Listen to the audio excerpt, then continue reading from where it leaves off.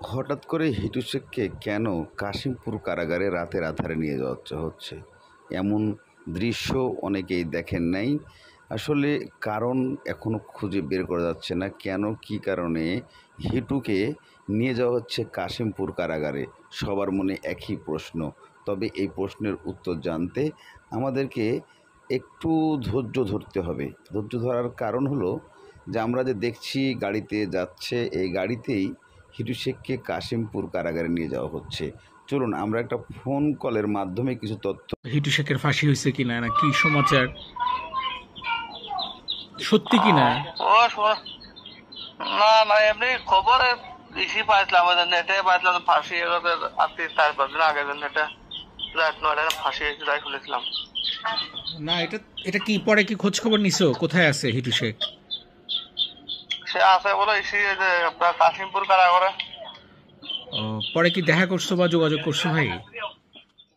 দর্শক, ইতিমধ্যে আপনারা একটি কল রেকর্ড শুনেছেন এবং আপনাদেরকে রাতের অন্ধকারে দেখানো হয়েছে গাড়িতে করে হিটু শেখকে হঠাৎ করে বর্তমান বাংলাদেশের ঢাকার যে জেলখানা আছে সেই জেলখানায় কেন কাশিমপুর নিয়ে যাওয়া হচ্ছে। কাশিমপুর জেলখানায় যারা যায় তাদেরকে মূল কি কারণটায় নিয়ে যাওয়া হচ্ছে, সে ফাঁসির আসামি বিধায় তাকে কাশিমপুর কারাগারে নেওয়া হচ্ছে নাকি অন্য কোনো চিন্তাধারার থেকে তাকে নেওয়া হচ্ছে, আমাদেরকে ফুল রেকর্ড শুনতে হবে, তাহলে বুঝতে পারবো। চলুন আমরা কিছু রেকর্ডের তথ্য সংগ্রহ করে। হিটু শেখের ফাঁসি হয়েছে কিনা, না কি সমাচার, সত্যি কিনা? না এমনি খবরে বেশি পাইছিলাম, নেটে পাইছিলাম ফাঁসি আজকে 4-5 দিন আগে নেটে রাত 9টায় ফাঁসি হয়েছে তাই শুনেছিলাম। না এটা কি পরে কি খোঁজ খবর নিছো, কোথায় আছে হিটু শেখ?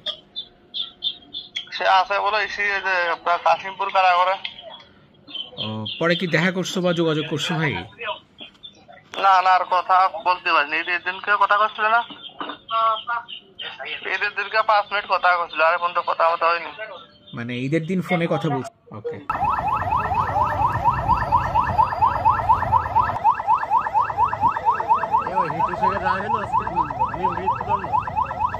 খালাস